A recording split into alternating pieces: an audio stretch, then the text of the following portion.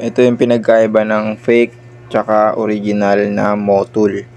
So ayan, kung makikita nyo, yung isa may QR code, tapos yung isa wala.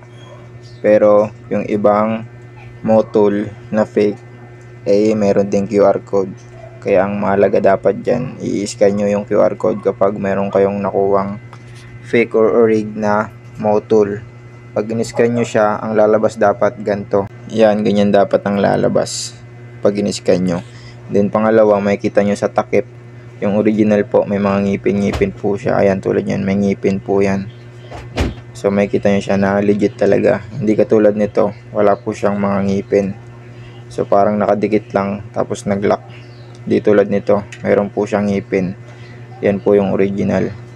And then pangalawa, pares po silang mayroong sticker. So nababalatan po yan.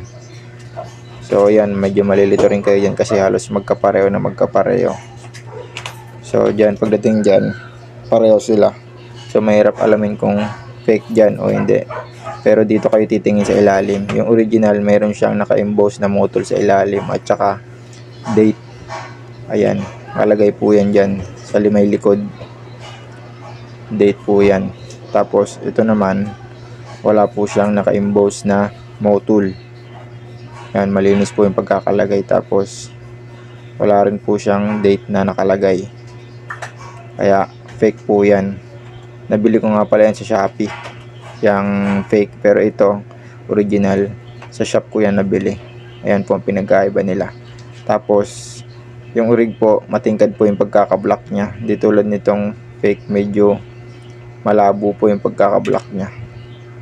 Tapos mabaho rin po yung amoy.